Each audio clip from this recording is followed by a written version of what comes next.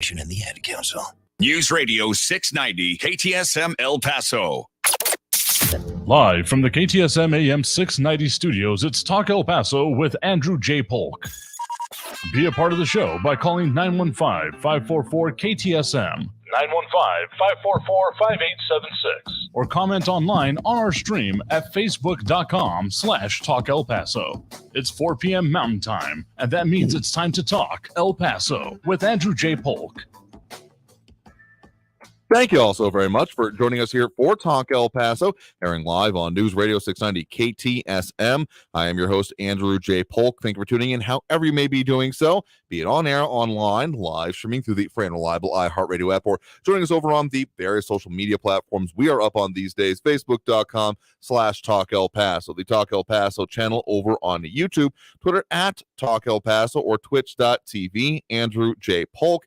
I already have people tuning in, chiming in over on those social media channels. We mentioned those because they are, very accessible, particularly if if you're not driving or otherwise distracted, impaired, don't be juggling the phone or computer or whatever on like a baby or something. But if you can chime in there, you certainly are more than welcome to, particularly on a day like today, because yes, we've made it to the end of this week, and yes, we're doing Free for All Friday. We have had enough eruptions, conniptions, mistakes, errors, whatever have you. Point is, we're going to talk about the things that are affecting us here in El Paso and beyond. And when I say El Paso, that does not mean it's outside the city limits. We get it. That's it. No, that's too far. No, we mean about the things in the larger region, certainly El Paso, Las Cruces, Juarez. I mean, our signal carries. AM is weird. I've been doing some research just on a personal note onto the referred to as the border blasters of the last quarter of the previous century, and some people are picking that stuff up in Wyoming, so it's fascinating. But today, of all days, I mean, yeah, it's technically the second time in the week, but we're getting Monday, Friday. Yes, this is the day when we talk about pretty much everything. As long as particularly if you're calling in, keep to those FCC guidelines. That's mandatory. But if you wanted to add your 2 cents, we do have those phone lines open. We'll be having them open throughout both hours of the program here today. Again, Free for All Friday is what we call it, meaning those open lines and taking on just about everything, because we do also relax that focus on regional or just the effects here for today, because there's a whole lot more than we could ever even get to, even within that scope, those bounds within 2 hours every day each week. And even beyond that, of course, there's so much more. So this is the time when we take to get into that. So if you want to get on the line, make sure you have that number down, 915-544-5876. 544-KTSM is the place for look for us and to add your 2 cents onto those things. Of course, just want to mention a couple of significant things going on today, including the laying to rest of El Paso's longest-serving chief of police, Greg Allen, buried today after the services. So all the road closures, for those wondering about it, should be done by this point here. So, I mean, that is significant. Definitely its own right. I'm sure that will be a part of some history programming we'll do before too long, once we get kind of past the immediacy of the moment and of all that comes along with it, because historic in its own right, a lot of changes being able to see within that tenure or just preceding it. So that certainly is significant. One other one that I wanted to make sure to mention, something that was found not technically in the El Paso area, but if in Ciudad Juarez, just the article title, if you can see it over from our news partners at KFOX 14, Mexico finds 57 adolescent migrants crammed into truck near U.S. border. Specifically, a lot of those found from Guatemalan points of origin, packed into a trailer on a highway near the U.S. border. Technically, yesterday, National Immigration Institute said 43 boys and 14 girls were crammed into the truck's trailer, along with 8 men and a woman and her daughter. All of the adults were considered unaccompanied minors, according to the reporting, meaning they had no relatives or parents with them, and this happened in Ciudad Juarez. And so that's just kind of another one of those case in point things about how there is a lot of focus, a lot of things going on in our region whenever it comes to this. one of the, I guess, underlying things that it's kind of hard to pin down in any one particular story or instance like this even, but the idea that El Paso and our region is just a pass-through. Yeah, things just keep moving here, I think misses a larger issue of the whole thing. The fact that, well, as long as it keeps moving, it's fine. It does not make it fine. It absolutely does not. Sean Gardner also chiming in, a lot of people chiming in over on the social media, but traffic-wise, Sean Gardner commenting in that 375 South is badly backed up from Montana to Spur 601 right now. I mean, the traffic was supposed to have been in shutdowns-ish around there.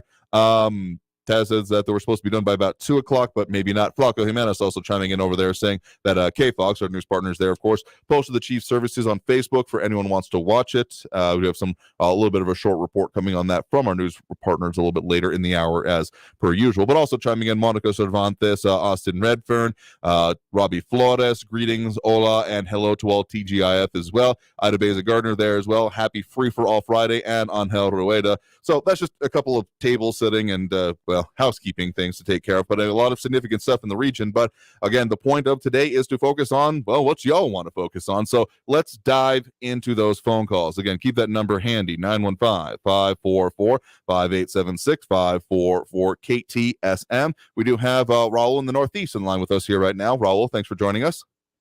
Hey, Andrew. Well, about the Republicans taking over control of the House, they're not going to get anything done, okay? We're going to see how they are incapable of crafting legislation that can pass the Senate and get the president's signature. So they're just going to circle jerk each other around, over Hunter Biden's laptop, and let's investigate the investigators.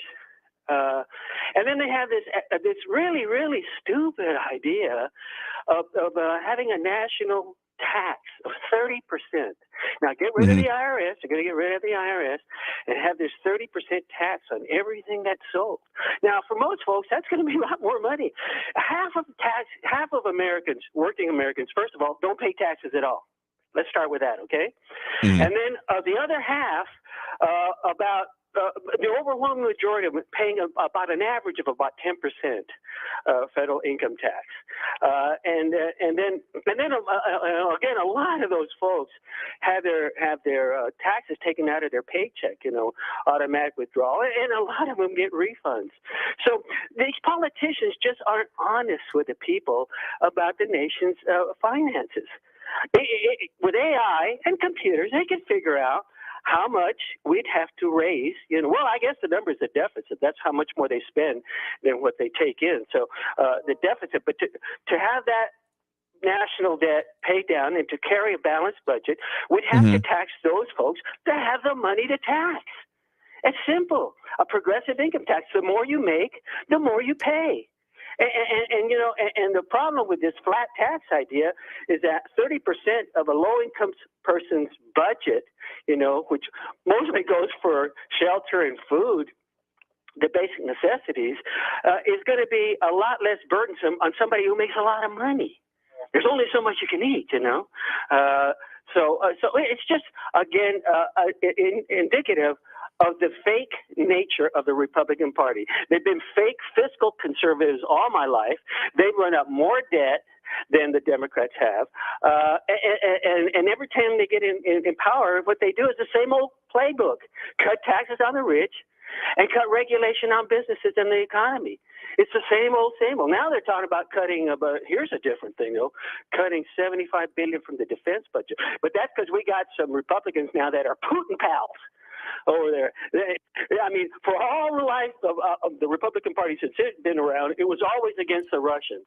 So now we got this proxy war going on. We're using it. It can be used to weaken them significantly, using their military equipment, their 100,000 soldiers being killed, wrecking their economy. This is what you normally want. From weakening our enemy. But here you got some Republicans now that they want to cut $75 billion from that. And again, they want to cut money so that they don't replace the IRS agents that we need to, so that they can get after these people who cheat on their taxes like Donald Trump.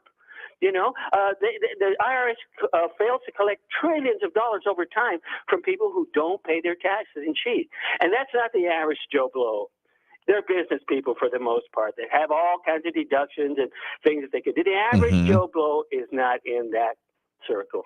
I mean, we do have a progressive tax system right now where the more you earn, the more that you pay. Though, of course, you get to certain levels. The way that I think about it the most, that it was put to me from, say, like, you talk about like tippy top level. You start talking about, your Facebook, your Elon Musk's, your Amazon executives, those guys. And well, essentially, like Bezos, what does he come out that he takes like a $75,000 salary a year and that's it? But of course, that's not really his compensation. That may be his salary. But the way it was further put to me is that the salary, that amount of that form of income, is the highest tax thing of anything they could have. So for the primary part, they end up getting in kind, whether it be that they have use of services technically owned by the company, like houses, jets, food services, those kind of things. So the way it was put to me most influentially is that, they're a billionaire. Their full-time job is avoiding taxes. So from that standpoint, yeah, I wouldn't be surprised if particularly a 30% flat sales tax, the way it's kind of been being talked about, would be appealing to them, though I still have several questions about what that would actually look like and be implemented. Among other things, I could see that being upheaval to, say, even further on the housing market, because of the people who currently may have justified it, may include myself here, coming around to the first time paying property taxes this year. That's a little bit of a milestone that I wasn't expecting to truly mark and have to think that hard about, but hey, life changes and you got to move along with it. But the idea of there not being, those kind of exemptions that may have justified it for some, kind of including me, is certainly concerning. But what I will say is that it's an interesting, particularly juxtaposition. We weren't exactly talking about this proposal as it's kind of come out this week earlier, but it had come up, start of this week actually, about the idea of these excise taxes, usage fees. This one is primarily a consumption fee, the way it's being talked about there, that 30%, and getting rid of the rest of it on Hotorway. I appreciate that. It's come up saying congrats on owning a house. It has come with a lot of interesting opportunities and challenges, let's just put it that way, as I'm sure anyone else who has done similar can relate with. Anyway, point is that we've been talking about this in Texas, specifically locally, about how there's both this push to reduce other taxes, property taxes primarily, because of course Texas doesn't have an income tax, but also the fact that we have this surplus that, coming into the session, it was somewhere between 20 to 40. Estimates varied a little bit, and the last number, most influential I've seen, is that beyond the initial budget that was filed, that there's approximately, $50 billion left up for grabs. I'm sure that'll get rolled into other items and budgets and stuff like that, but this was primarily the conversation, and we even talked about it here, about, switching to excise taxes. I think it was Kevin, correct me if I'm wrong out there, we'll take more calls, don't worry, and I'll give you a chance to answer that if we can, but the idea of there being, reducing the property taxes, how could that be done? Of course, some suggestions about, starting an income tax instead, but it had been kind of not really front, no real bills filed of it, so not real front of mind of action, that there was going to be more of those ideas of excise, consumption taxes, but on the roads, on the gas, on the things you use and the things that you do, which has a level of sense to it, particularly on the idea of support for the roads should come from the people that are using the roads and not those who don't. I'm not sure if this 30% is really a flat sales tax, and that being all of the national fundraising really makes sense to me, but it's only kind of, I'm still looking into it. It's a kind of a new concept to me, because it's not really in the same vein to even the way we've talked about it here in Texas, but Texas is kind of a microcosm example. Obviously would not work the exact same way across the rest of the country, including there are states that don't have sales tax. I think it's one in the not quite Pacific Northwest. Montana comes to mind, but I've only seen oblique references to that, so someone correct me if I'm wrong.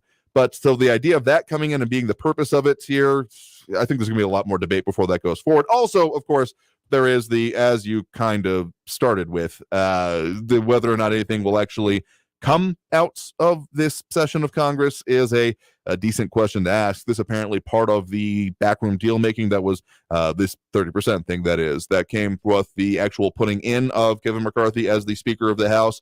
And so we'll see if there are any more surprises or interesting bits of legislation that end up getting proposed and put forth and have the power of Congress behind it.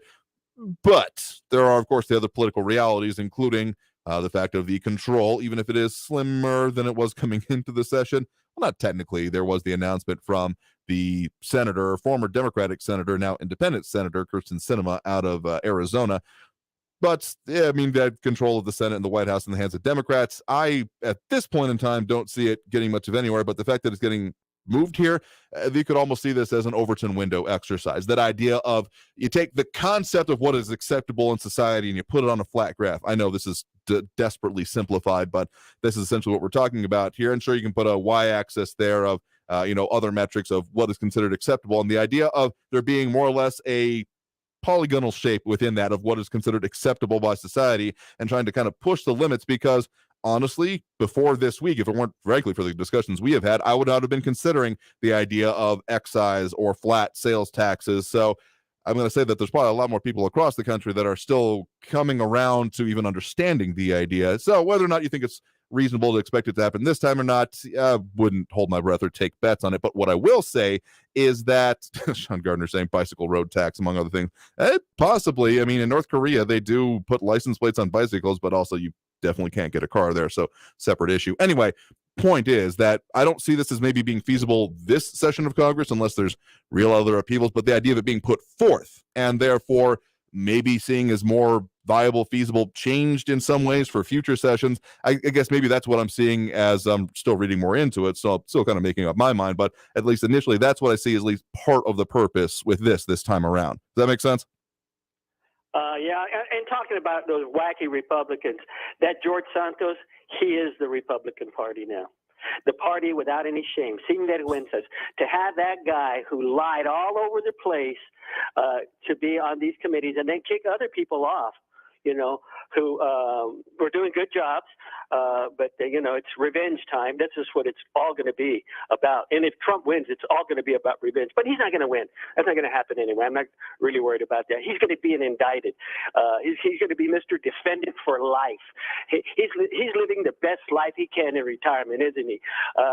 So that I'm not worried about that. But that's who the face of the Republican Party is now. They're willing to take on somebody who will lie across the board about everything to get power.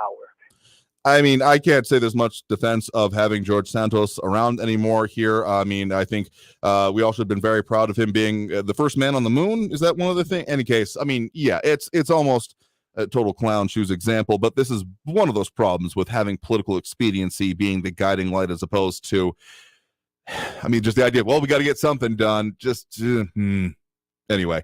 I appreciate the point in the call. I don't see George Santos as the face of the Republican Party, particularly since his own compatriots within his states have said hell no, basically.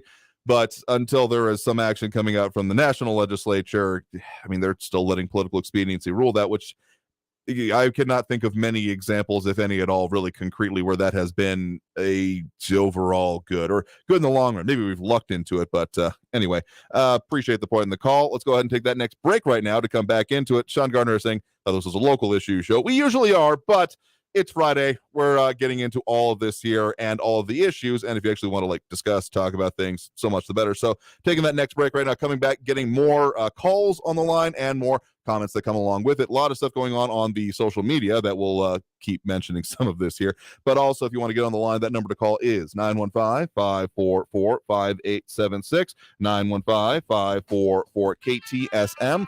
Back after this break with more Talk El Paso here on News Radio 690 KTSM. Stay tuned.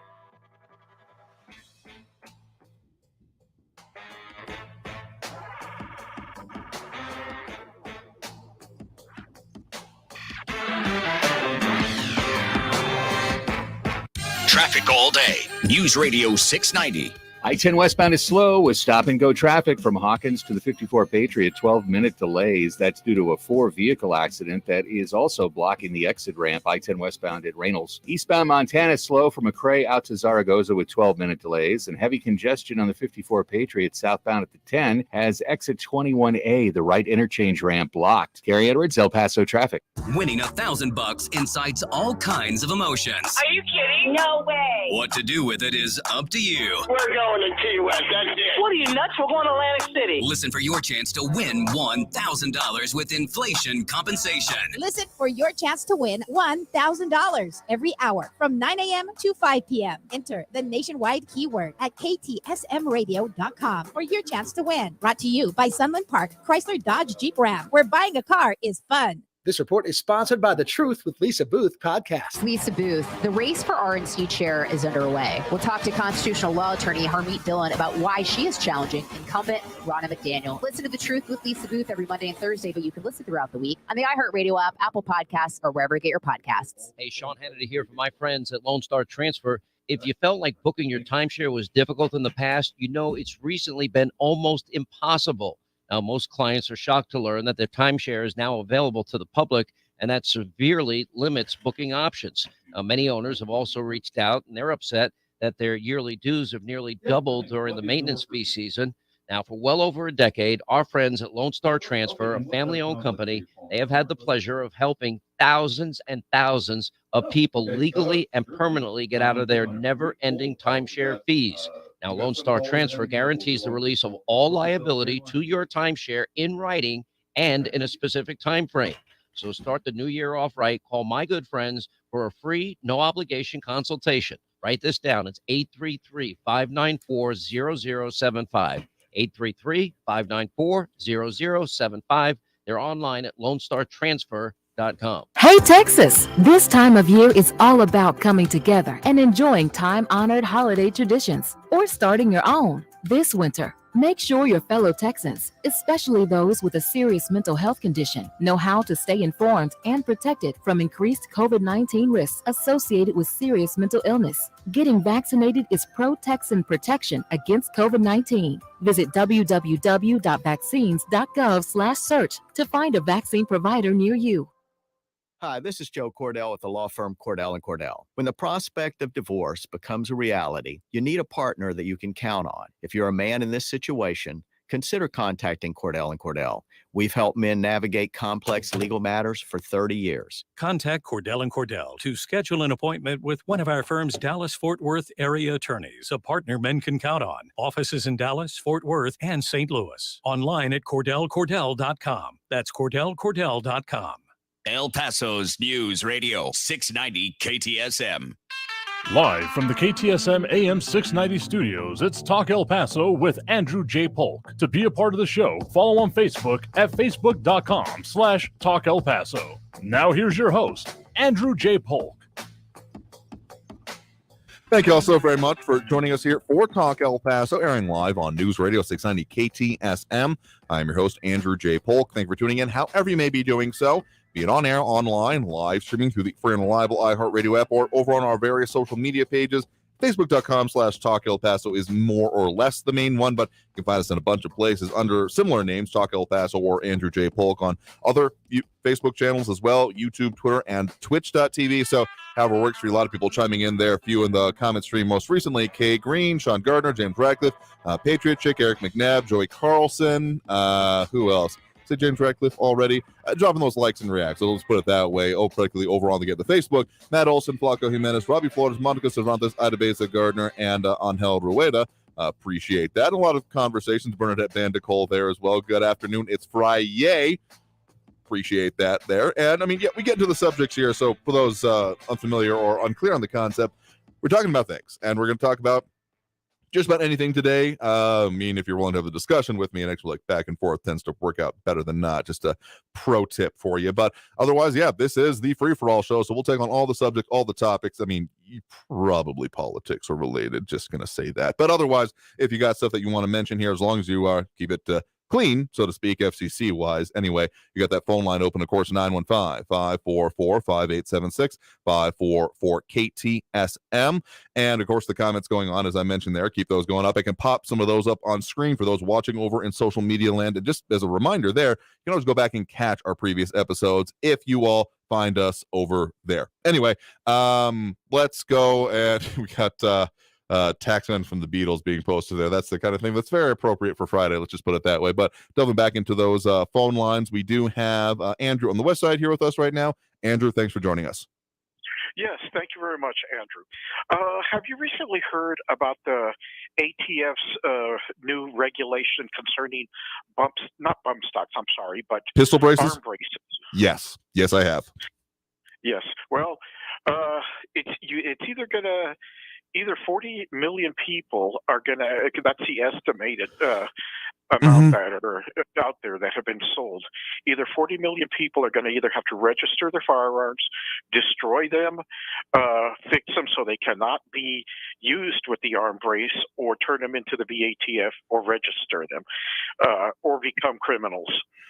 Yeah. So, okay, I'm trying to think about how to summarize this as effectively I can for those that may have no idea what we're talking about. But this again ends up being like several layers deep of both regulation and, frankly, memes. Okay, basically, whenever we're talking about rifles, shotguns, and pistols, particularly the difference between rifles and pistols, the difference between them is essentially length, because they both have rifled barrels in the modern parlance of them. So the length of them is what kind of defines that, and also, therefore, the ability to hold them, butt stock being very significant. There are, of course, NFA, National Firearms Act items known as short-barreled shotguns and short-barreled rifles that you have to get a tax stamp and wait for approval from the federal government based on, I want to say those rules go back to the 1930s and kind of was response to the gangster era, but also was then added on to in the 1980s, of course, with the full auto registry. So there's multifacets to it. But this specific part, within the last better part of a decade, I'm willing to say that more or less, there has been this advent of what's been called the pistol braces. So you have a rifle, what would be looking like to any layperson as a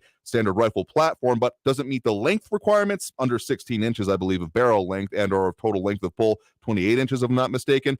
And you put this device on it that is meant to essentially strap onto the arm. So kind of arguably invented as a accessibility device for those that were, either disabled, got injuries in war, combat, etc., or any kind of way to make it so that them, without having essentially two functioning arms for whatever reason, we're going to be able to maneuver this better by using one. So it was going to be able to be put on something that was legally referred to as a pistol, but I mean, to the average person may look like a rifle. I mean, AR-15, AK, what have you. So, of course, some of these designs that came along, there's this whole Byzantine process of letters of clearance from the ATF and other things like that are, I'm not going to call them entirely extrajudicial, but the fact that they could be based on whims and kind of policy without actually having to go into like the Federal Register. Like I said, this gets really complicated really fast. The short answer-ish, we've gone way past short, I think, but the short answer-ish, what we're talking about here is that these had been allowable and purchasable and installable as long as they weren't shouldered, quote unquote, but now there has been new registration, new regulations that have come out along with this to essentially say you can't do that anymore. And so anything that is not a registered short-barreled implement, shotgun or rifle in this case, that has one of these pistol braces will have to be modified, removed, or registered, like you said at the start there, within certain time frames. I mean, we both got probably responses coming to this, so I'm not going to say it's concretely, but yes, that is what is impending. Yes, it's 120 days after that rule has been published in the Federal Register, and the government is waiving that registration fee, if you believe that. Mm-hmm. But what I'm concerned about is this is a gun control attempt, and it's coming from the White House.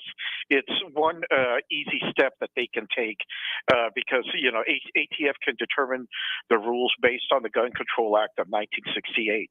The next step is what Biden wants to do is ban assault weapons. What's an assault weapon? Yeah, it's based on features for the most part here. I mean, there ends up being the whole conversation about scary black rifles that don't actually having like caliber conversations. We've gone around this bend before. I will separate those two at least functionally at this moment, because what we're talking about with the pistol braces is regulation and, again, Federal Register published things. Now, of course, there has been these separate conversations. I mean, you obviously relate them, and I understand that entirely, but the idea of new legislation being passed in relation to assault weapons, the actual definition of it, a lot of conversation comes up about the assault weapons ban of 1994, which primarily, this is my analysis, not a lawyer, not that this constitutes or could constitute legal advice, but my analysis of it was primarily based on features such as detachable magazines, collapsible butt stocks, barrel shrouds, flash hiders, these kind of things, which none of them really, I mean, there were specific models that were banned as well, so I guess kind of, but none of them really went to like core functionality. of how the actual firearm works, much more about like how kind of the ergonomics of it is the best way I can think to describe it.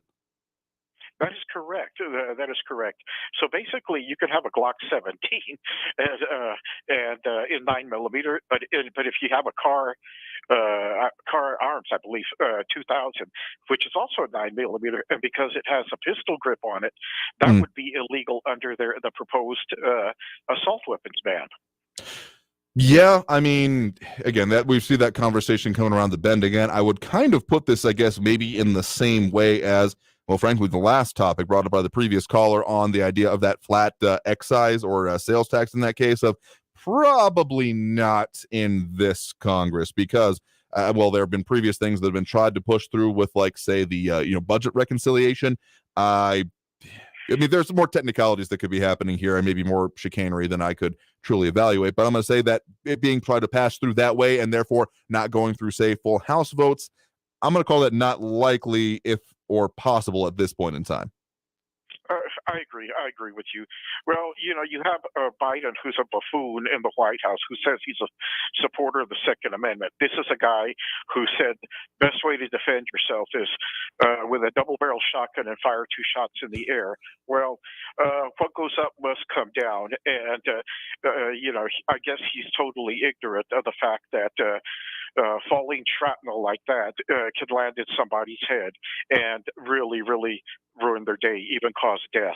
I mean, there have been certain places I've worked, not trying to cause smoke at anyone or any organizations, because this was not their fault, but let's just say that after New Year's, we might come in and notice a little bit more daylight coming through the ceiling, because, yeah, that unfortunately has been a thing that happens around here. People going out, firing guns in the air, and yeah, what goes up must absolutely come down. But actually, a further point on that irks me a little bit even more than that is the idea that, okay, there's this whole level of discourse that happens online and sometimes in person about what do you do in even a self-defense situation about even those that have like pump action shotguns. The first ones either like rock salt or birdshot or even a beanbag round just to scare them, and then I get into the real heavy stuff. They're called less lethal rounds for a reason, just because they're not going to necessarily cause as much damage as a full slug or something like that. Doesn't mean that they can't absolutely injure, maim, or even kill someone. And frankly, legally speaking, even with, say, Castle Doctrine here in Texas, I mean, that has some peculiarities with it about what you can or can't do around your home. Again, not a lawyer, not legal advice. Check it out for yourself before you do any kind of action on this. But actually, let me say this, that anytime you are pointing a weapon at someone, whether it is to scare them or not, that is essentially considered, as legally speaking, at least nationally, as much as if you just pulled the trigger at them, because you are therefore using a deadly weapon in their direction, even if not actually firing it. So the idea of warning shots, just in my general opinion, is not a good idea and not something that anyone should base their concept, idea, or plan for self-defense around. Correct. And under Texas penal law, Chapter 9, which is you must have 100% passing rate on that when you graduate from any academy. Displaying a weapon is deadly force. Yeah, once you draw your weapon and you point it at somebody, that is the use of deadly force. But anyway, again, getting back to our favorite caller, Comrade Raul, who doesn't know anything about the Second Amendment. I will say this, I don't agree with a lot of the things that the GOP, advocates. No, I'm a rational, self-thinking person. But hey, Andrew, I am still proud to be a conservative, and I am still proud to be a Republican. Yep, fair enough. Well, you're certainly entitled to your opinions, and discussing them, I think, makes them so much the better. So appreciate the point in the call. You have a good one there. Very well. You have a good weekend. You too. So with that, we'll go ahead and take that next break right now. All right, we're getting into some stuff here today, but hey, that's kind of what Friday is about. So again, if you want to get on the line, keep that number handy, 915-544-5876, 915-544-KTSM. Back after this break with more Talk El Paso here on News Radio 690 KTSM. Stay tuned.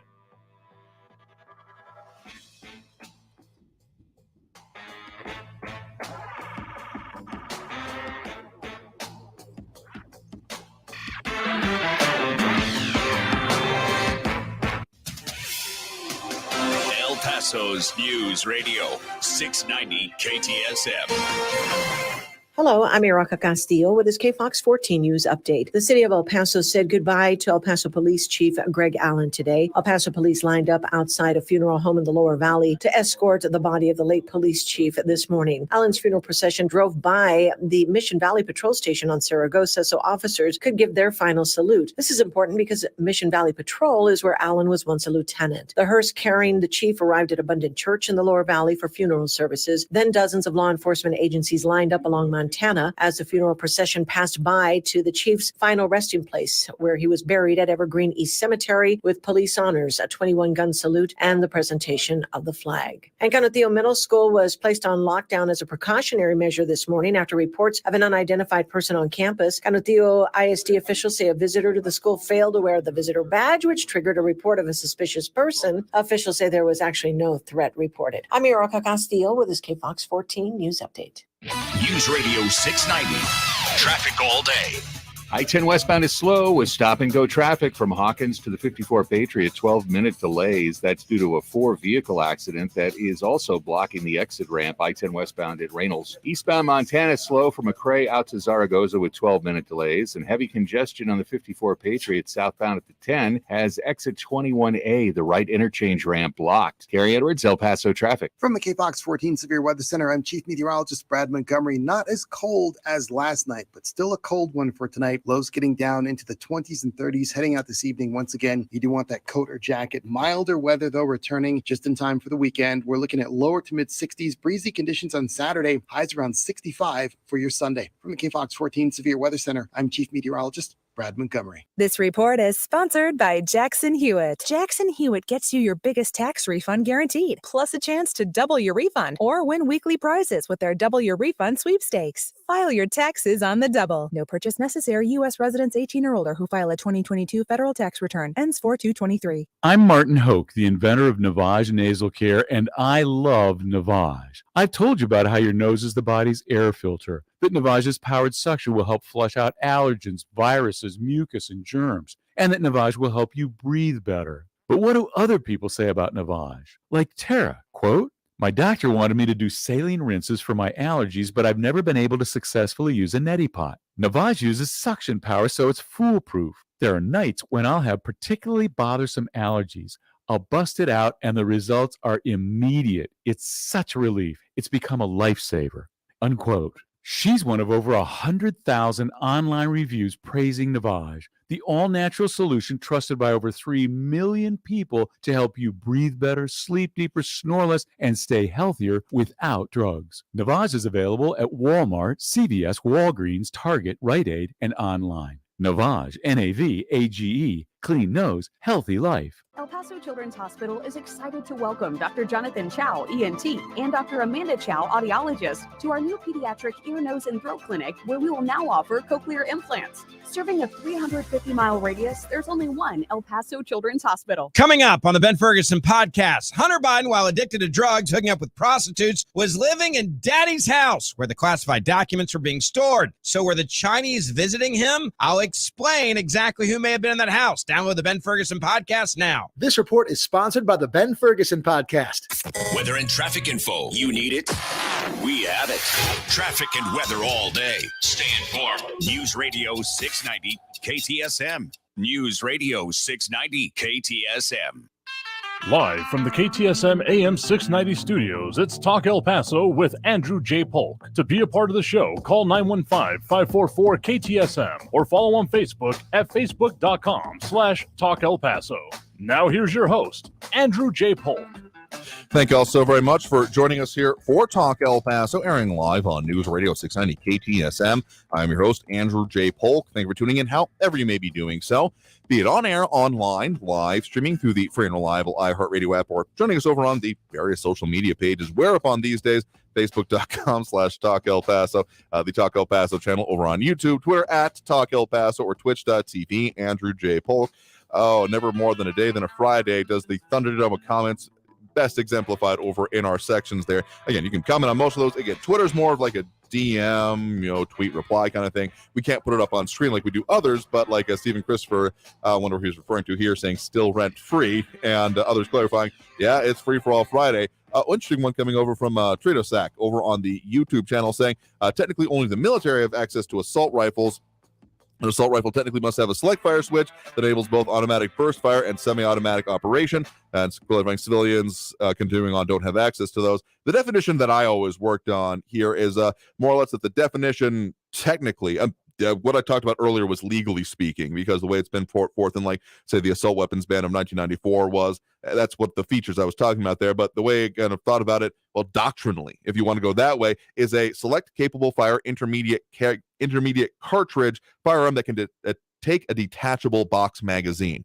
So that's pretty much the exact definition of like one of the first ones. What is it? The Sturmgewehr 3044 that was debuted by Germany in the later part of World War II. And I think I saw a weird item about there being reproductions like Palmetto State Armory making like multi-caliber capable or different caliber possible ones of those modernly, which is interesting as like a pseudo collector. Anyway, point is that's the ability, the functionality of it was the primary definition for me, whereas the legal definitions, the way they come out, end up being not that.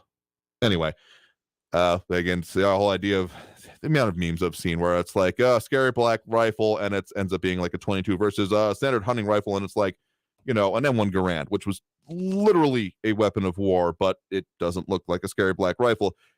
People who pass laws on things should be work hard to take exams on what the hell they're passing laws on. And I don't just mean in this arena, I mean on like freaking everything. Anyway, let's go back to those phone lines now. We do have Mike on the east side here with us right now.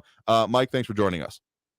Hi, how are you doing? Well, I just wanted to comment. I wanted to stay away from politics, except for there was a caller. I guess he gets on every once in a while. He's got, I don't know, he sounds kind of like he's hyperventilating or got an oral fixation on Trump or something. But anyway, I want to get away from politics and try for this gas. Maybe I want to ask your opinion on this. So if you don't mind me reading, it's on El Paso Matters website. Oh, sure. Well, yeah, if you want to reference the article you're reading from as well, so anyone else at home can follow along. You know what? I don't know. I mean, I'm over 50, so I can't. Okay, fair enough. I can't manipulate the smartphone. But it says in June, Texas Gas Service proposed a rate increase and consolidation of 3 service areas into one extensive area. The new service area would combine El Paso with sections of Texas Panhandle and North Texas. The rate changes would generate an additional $13 million in revenue for the utility. Okay, that's all fine and dandy. Then it goes again. However, the consolidation would in part lower natural gas rates for the Panhandle towns, but disproportionately increase the rates for the El Paso region, according to the presentation given to the city council. And it also goes on to say that the Railroad Commission, which is in charge of this, is going to vote on that today. Do you know of any information about that? Not on the more recent votes, and I'm not finding the exact article you're referring to there from El Paso Matters at the moment, but I do know, I mean, as much as we've talked about, say, El Paso Electric, among other things, and their like rate cases increases, and the whole Texas Railroad Commission actually has nothing to do with railroads. It's all about regulation and production of gasoline, oil, products in general in the state of Texas. That's its own fascinating history that I'm not going to drag into this conversation. But yeah, so the possibility of there being rate increases, again, much as with other utilities have been discussed, there's certainly the possibility and interest, obviously, on the fact of the Texas gas service. So the whole reorganization and parts of that here, I will say I'm not as up on that part, but the fact that there have been, say, even at the end of last year, cases involving price surges or things like that, it's been ongoing. Yeah, this is a process that it might technically end at certain points, like this aspect of it, but I'll just say it kind of never really ends, as there always is another one coming down the road, it does feel like. Right. Well, I was just wondering, maybe there has to be kind of a big, kind of a protest, a protest down at City Hall or in front of the Gas Commission, because my rates doubled overnight. They were averaging 13% according to one of the websites there, and now it just doubled. I've talked to a few of my neighbors and stuff. The weather hasn't changed appreciably that I know of. Now, that might have to do with some of the policies in the higher levels, but this is a separate, you know what I mean? I mean, we're independently regulated, I think, out here in Texas. So I was just going to hand that out there. If people call, make phone calls, write letters, do whatever.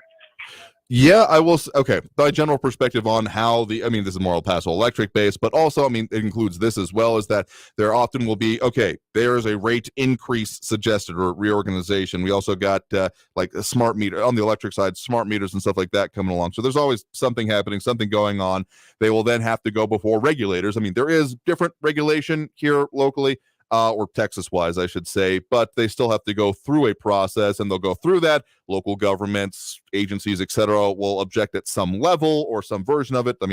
City council usually does, not always, but usually, because their constituents get upset, and a lot of them coming to about half of what was originally suggested. That's kind of the template of how I think of these things anyway. Any individual circumstance could be different, so it's definitely worth keeping an eye on, because particularly, we think about people in like fixed incomes in our area, or those that are like living on the edge, so to speak, and yeah, increases like this can cause serious issues. Okay, well, I appreciate it, and the follow-up, and, make your voice known, just like in voting, so I appreciate it. No, You sure have a thing. great weekend, y'all. Oh, you as well. Appreciate the point in the call and the concept there, so you have a good one as well. Okay, thanks. All right, thank you there. Let's get at least one more, maybe quick one on the line here before we hit that next break and get closer to the top of the hour. We do have Marcos on the line calling in from San Antonio. I think that's right. Marcos, you there with us? I am. Hi there. I'm a long-time listener since y'all were in 1380. Oh, back wow. in the day. Okay, yeah, that's been a minute. Yeah, well, I was just going to comment on a previous caller who said that Republicans are supporting a liar. Mhm. I go, there's very little support in the public other than in New York for George Santos. Very little support. The Democrats, however, continue to support one of the best documented liars in history. Joe Biden, back from the 80s, he gave a speech that wasn't his, plagiarized his entire speech. In college, he plagiarized a couple of papers and was almost thrown out of college. He always continued to say he was in the top half of his law school class, which turns out he was in the bottom 10th. Corn Pop. I'm sure there's never been a gang leader named Corn Pop ever. Mm-hmm. He makes up stuff constantly. So he's one of the best documented liars in all of history. And that's pretty much my comment. I do enjoy the show. I came across y'all on iHeartRadio a couple weeks ago. Excellent. Well, appreciate you chiming in. I guess we are technically a national show because of thank you. the fact that we can get it there, but appreciate the point in the call. You have a good one there. Thank you. All right. And with that, we will go ahead and take that next break here. I guess the internet is a weird thing in the fact that, yeah, you can get us anywhere across the country these days. I guess we do have at least one individual that has called in from Brooklyn previously, though locally connection previously, I do believe, if I'm thinking about the right caller there. Anyway, let's go ahead and take that next break right now.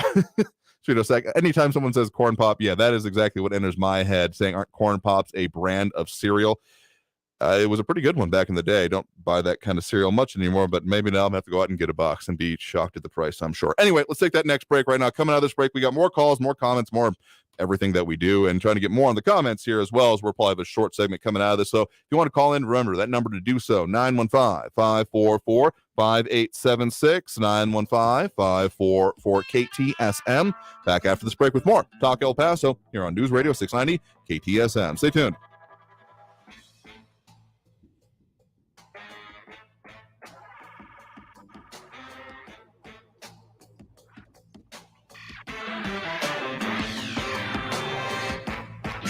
Traffic all day.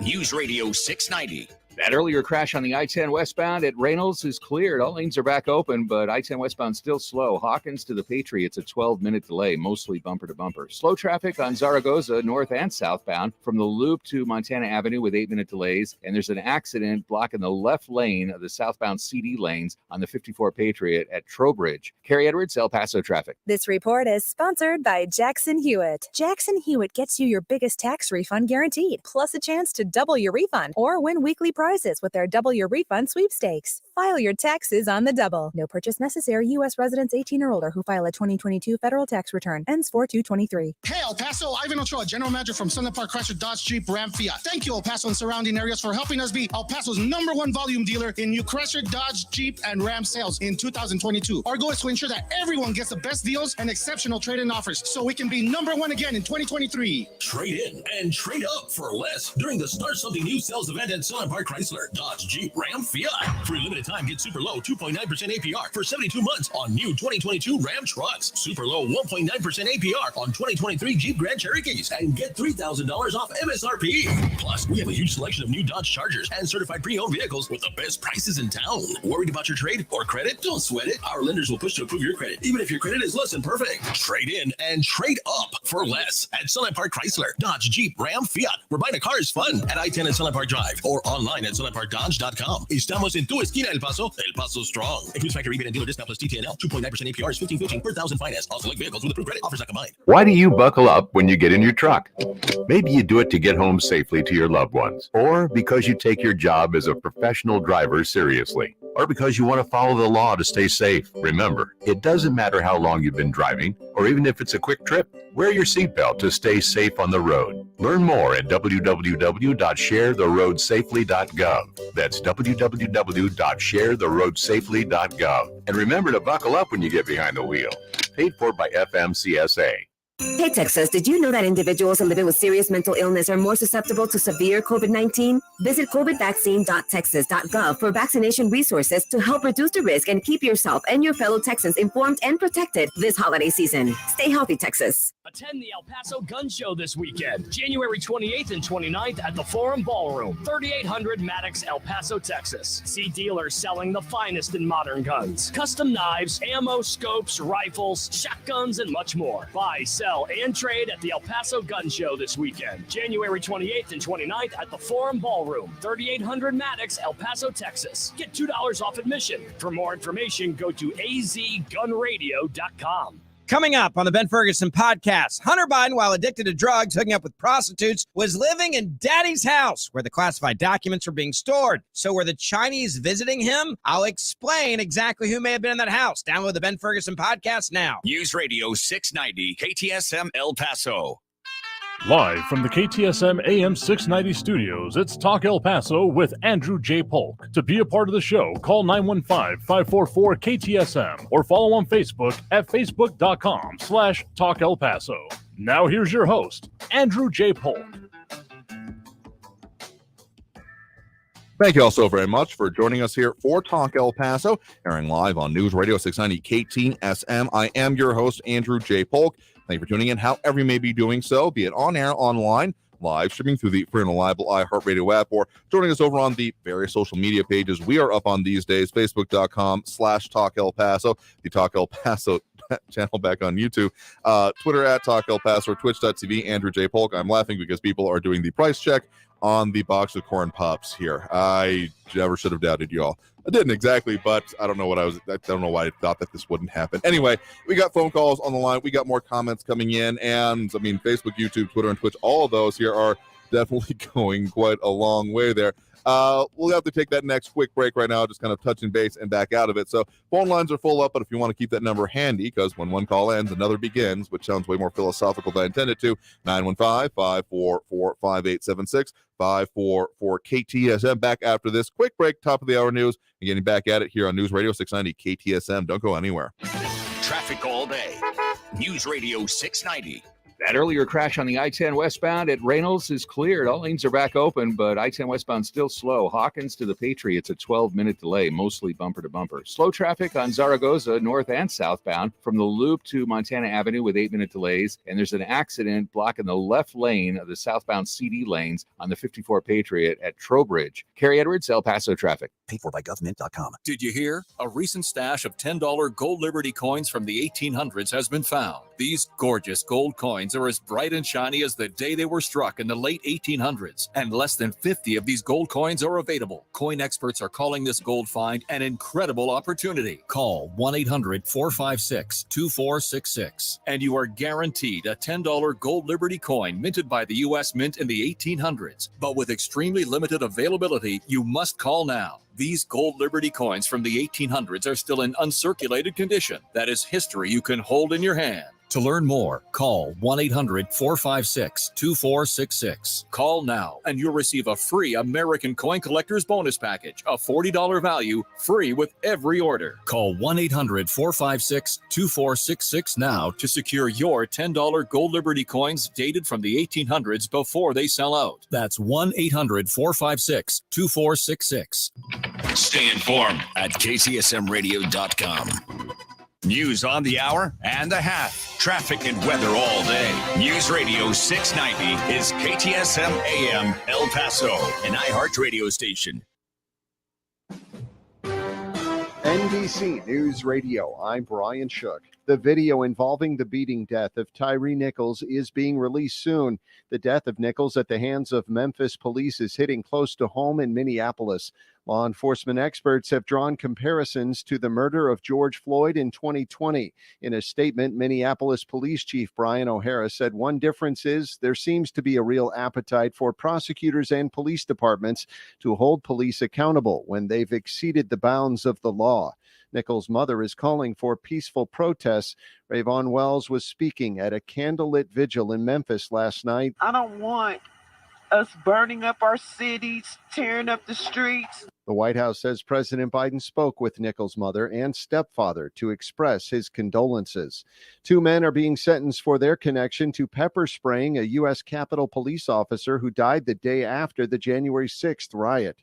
Julian Qatar admitted to deploying the pepper spray given to him by George Tanios. Officer Brian Sicknick died from 2 strokes hours after being pepper sprayed.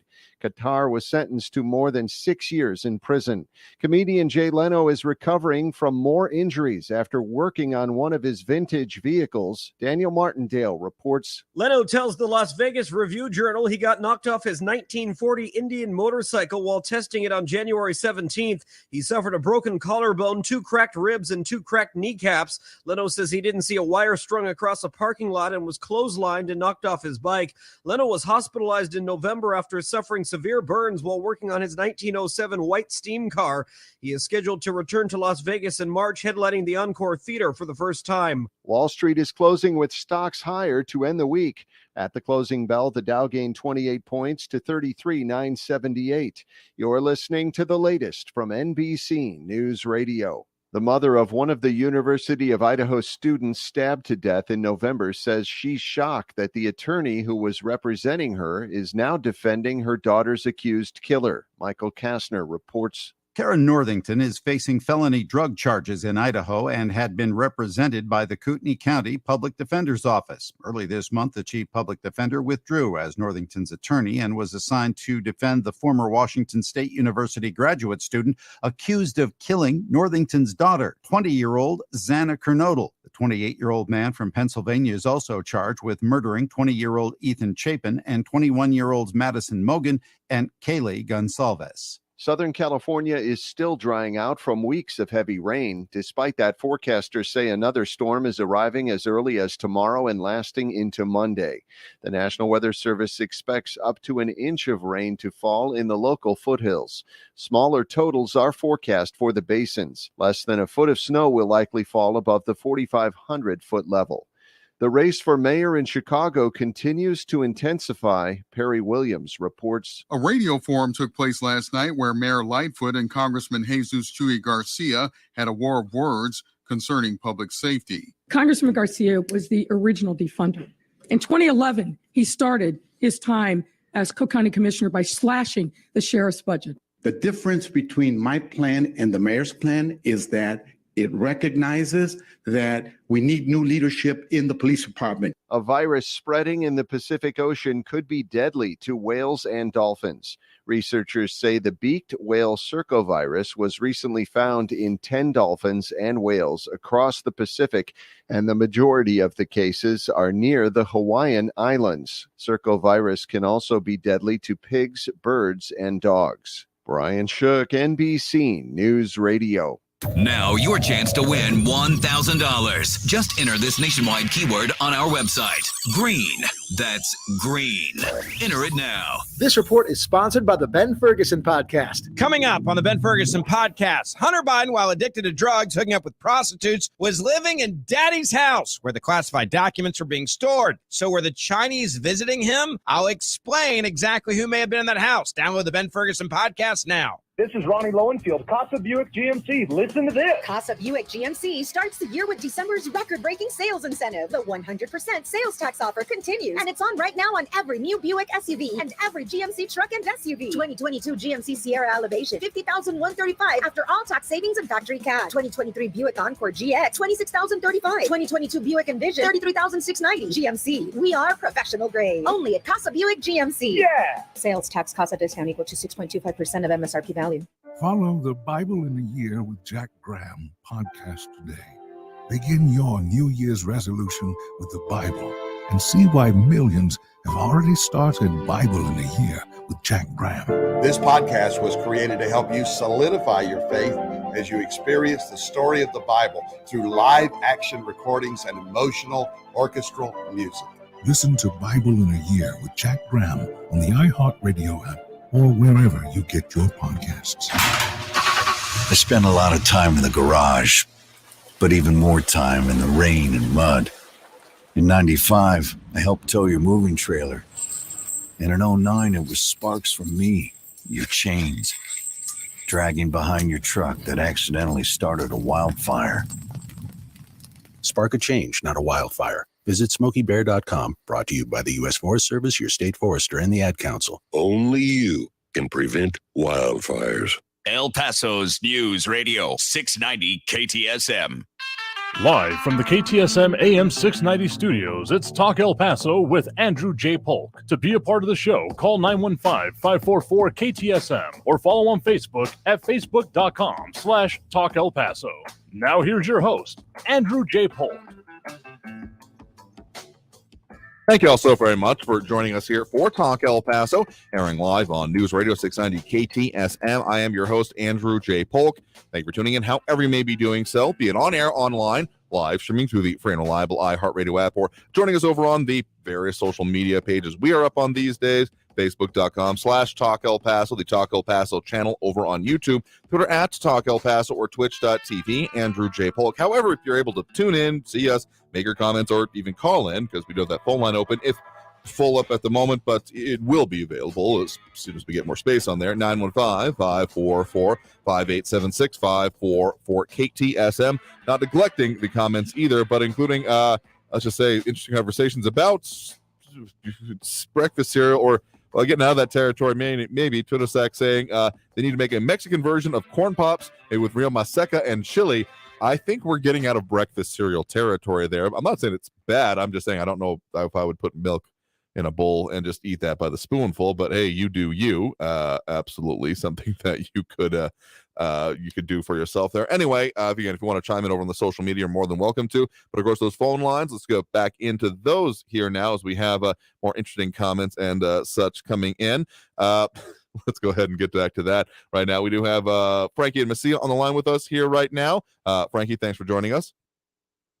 A forlorn wail in the darkness of the depths of a fog that belongs only to the destitute and the bewildered.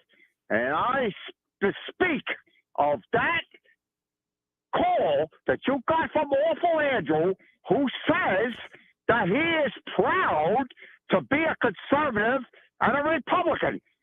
And this perfectly segues into the absolute opposite of what he's saying, where I had sent you earlier today on an email as a reminder to me, but to you. You got this congressman in Texas, Trey Nails, something like that, right. something like that. What kind of a name is Trey? My goodness, what is it? I'm playing poker? I got a tray, a pair of trays, or something? What kind of stupid name? Anyway, this guy gets out there and says, hey, Joe Biden, you need to call Donnie Dotard and have him call Putin to stop the war in Ukraine. So what kind of a representative is that? I don't know what district he's in, but what kind of an idiotic statement is that? And then so now you've got awful Andrew, and he loves this kind of thing. This is disconnected, Andrew. That's all I'm saying. That's my opening comment. Okay, so quick search on him. I think it's Troy Nehls, Nehls. Republican representing the Texas 22nd Congressional District, which is not one I'm intimately familiar with. I will admit right off the bat here, but see if I can find a decent map. Oh, it looks like it's the Houston outskirts there. So fresh over the other side of the state, it looks like there. Anyway, saying that he wants to call in the former president to deal with this. I mean, okay, devil's advocate sort of here. I mean, there have been times when previous elected officials and or cabinet members, among other things, have been called in to deal with other countries they may or may not have better relations with. Well, it was brought up, if not earlier this week, within recent weeks, Bill Richardson, former governor of New Mexico and former also cabinet member of administrations, has been talked into a variety of ways, including North Korea most notably comes to mind for me here. But I'm going to say benefit of the doubt here, not really being familiar with this dude or the Texas 22nd Congressional District, and say maybe it's in that vein. So I'm not going to take it as immediately as a hostile act, though I will say it's definitely an interesting one to actually consider. Wait a minute, Andrew. Hold on a minute. Bill Richardson, previous governor of our great state, land of enchantment, New Mexico, was a normal thinking person. He went out there and tried to go out with reasonable people. You can argue that point. But this guy, this Trey Nichols, is telling everybody, or he's suggesting that you should get this moron jerk, this insurrectionist nut job to go out and talk to Putin to stop the war just because Donnie Dotard is Donnie Dotard? There's something disconnected here. And Andrew, awful Andrew I'm talking about, he loves it. He loves being a conservative, good grief, Andrew, get a life. That's my comment. All right. Well, I can certainly I see where you're getting at there and being unhappy with it, and you're entitled to that here. I will say that I would love to see an end of the Ukraine war. If it's on anything besides, outside of circumstances I can't even predict at this point here. I mean, war is by its very nature unpredictable. But if it were to end anywhere, say, on the terms except for those essentially by Ukraine and the Ukrainian people, I don't know if that's going to either be A, good for them, or B, good for the rest of the world. Anything towards appeasement or anything along those lines here is not going to be one that I think is, sure, it may solve the problem temporarily, stop the shooting temporarily, kind of, maybe not really. But, if it doesn't end that way, I don't think it's going to end well for us overall in the long run. Well, the last person in the entire universe to be able to end the war in Ukraine is a Donnie Dotard doofus? Give me a break.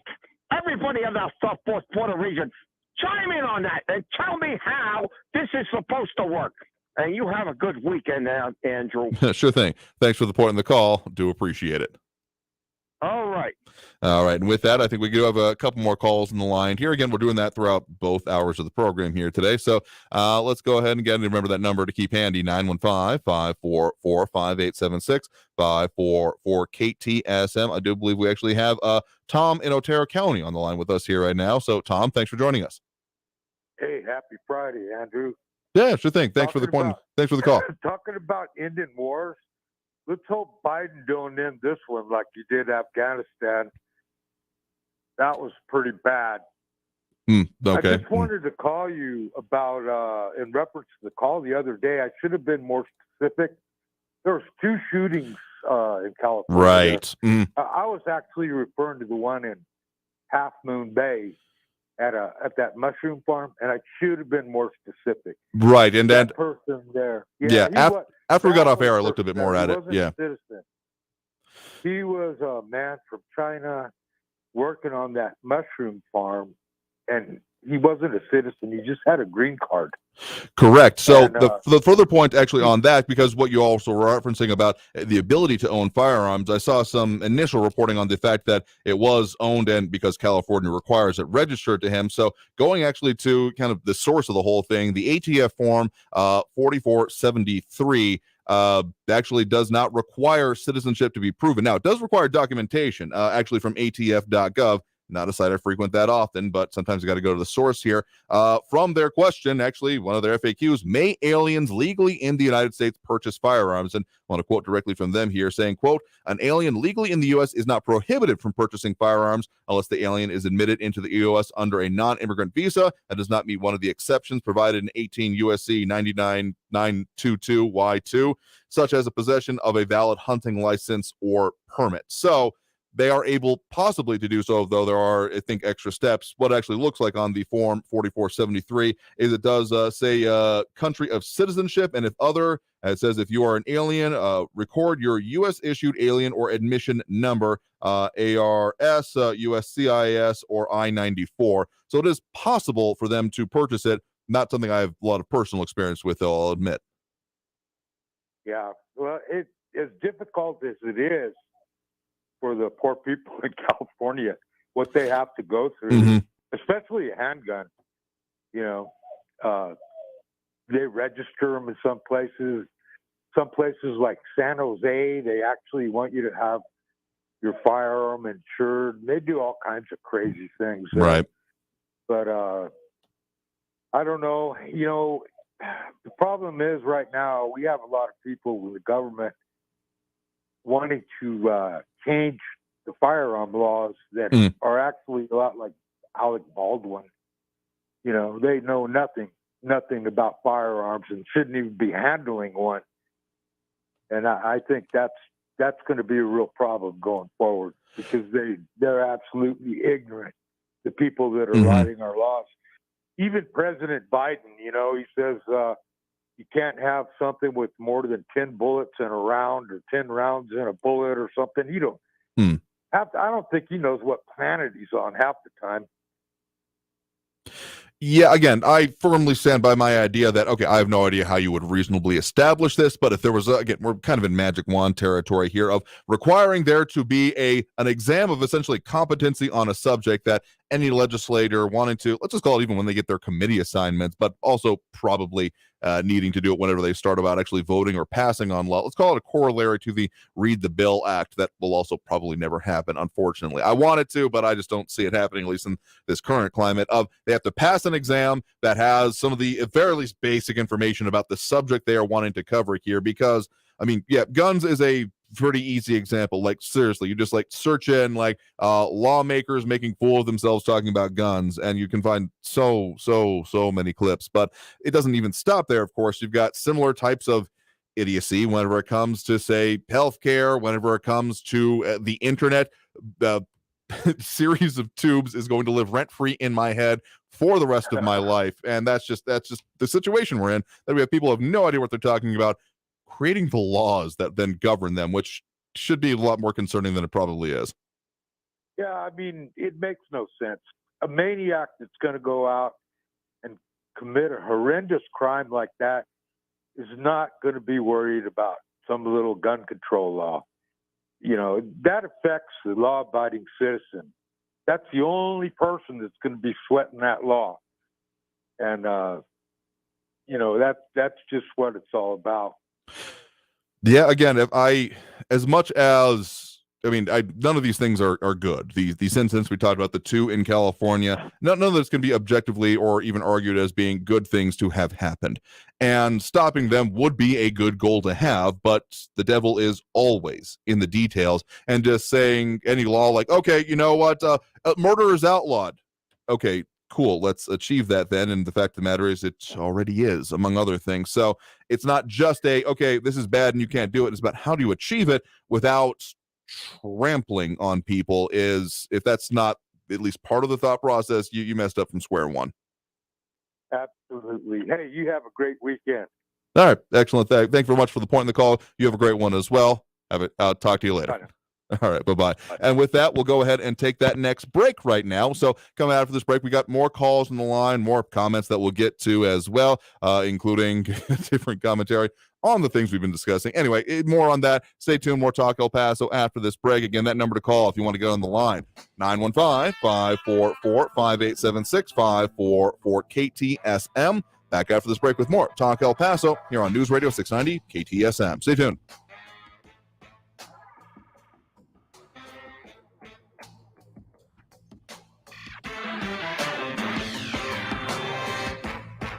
Traffic all day. News Radio 690.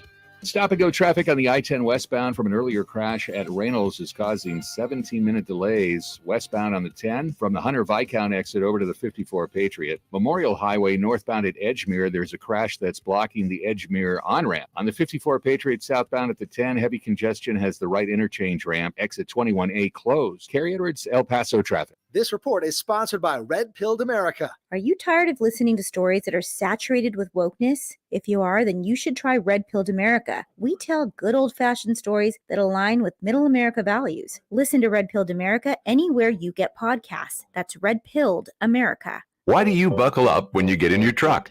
Maybe you do it to get home safely to your loved ones, or because you take your job as a professional driver seriously, or because you want to follow the law to stay safe. Remember, it doesn't matter how long you've been driving, or even if it's a quick trip. Wear your seatbelt to stay safe on the road. Learn more at www.sharetheroadsafely.gov. That's www.sharetheroadsafely.gov. And remember to buckle up when you get behind the wheel. Paid for by FMCSA.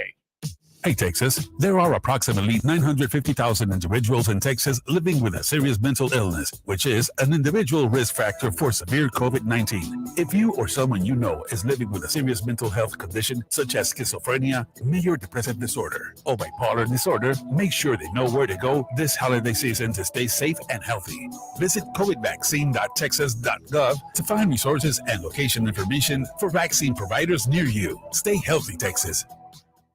Texting enrolls you into recurring automated text messages. Consent not required to purchase. Message and data rates may apply. Hey, Dan, how you doing? Haven't seen you around the gym for a while. Yeah, I've really fallen off. Since I turned 40, I just don't get the results I used to get. Could be lower testosterone. Lower T? Yeah, I went through it a while back. Once you hit 40, your body has less free testosterone. I got Nugenix Total T, and it's made a huge difference for me. I've seen that ad on TV. Is it for real? Oh, yeah. The patented key ingredient is something called Testofen, which helps boost free and total testosterone levels to help you trim up and stay lean. And it's made a difference for you? Man, I feel like I'm in my 20s again, at work, in the gym, and in the bedroom. Are they still giving out complimentary bottles for people to try it for themselves? Yeah, you just need to send them a text. Text HUNK to 42424 right now for your complimentary bottle of Nugenix Total T, the #1 selling testosterone booster at GNC. Plus, text now and we'll include a bottle of Nugenix Thermo, our most powerful fat incinerator ever, to help you get back into shape fast. Absolutely free. Text HUNK to 42424. That's HUNK to 42424. Why should you volunteer with Meals on Wheels? I never thought that 5 minutes could make so much difference in the lives of two people, but it has. Drop off a warm meal and get more than you expect. Volunteer at americaletsdolunch.org. Brought to you by Meals on Wheels America and the Ad Council. News Radio 690 KTSM. Live from the KTSM AM 690 studios, it's Talk El Paso with Andrew J. Polk. To be a part of the show, call 915-544-KTSM or follow on Facebook at facebook.com/Talk El Paso. Now here's your host, Andrew J. Polk. Thank you all so very much for joining us here for Talk El Paso, airing live on News Radio 690 KTSM. I am your host, Andrew J. Polk. Thank you for tuning in, however you may be doing so. A lot of ways to interact with the program, particularly at this point and of both the show and the week, because, yeah, it's Friday, Free For All Friday. We are taking on a lot of different issues and, well, frankly, what you all want to talk about, because there's always more than we can get to. I mean, we talk about a lot of subjects, particularly those that are, affecting us here in the borderland, among other things, but beyond that, there's always more than even I can think to mention. So if you want to bring something up, now would be the time to do so. Just as a gentle reminder, we do have some very simple policies, particularly for our online commenting and posting. And if you're literally spamming links, you're going to get muted, because that's literally laid out there along with some other very simple things. So if you're not actually here to talk about things, but rather to, again, spam other links, we often end up just deleting those. So you're going to get muted if that's what you're doing and putting time out for a bit And as we have talked about, if you end up being put in timeout for the third time, you're out and you'll be removed from commenting on the page there. So, don't is what I'm saying.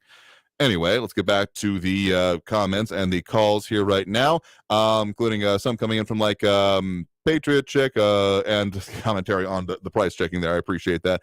Rick Reyes saying that George Santos about lying, saying he'll fit right into Congress. Gee, that's maybe a little more true than I'd like to really think about that often. But also those dropping those likes and reacts, we do appreciate it, including Manuel Sanchez, Pat Mack, Stephen Christopher, Joey Carlson, James Holmes, James Ratcliffe, Matt Olson, Flaco Jimenez, Monica Cervantes, Ida Beza Gardner, Bernadette Bandicol, and Angel Rueda, among maybe at least one more there that I'm not able to see. But anyway, let's go back to those phone lines now. Again, that number to call, well, they're not full anyways, 915-544-5876, 544-KTSM. We do have Ben on the east side with us right now.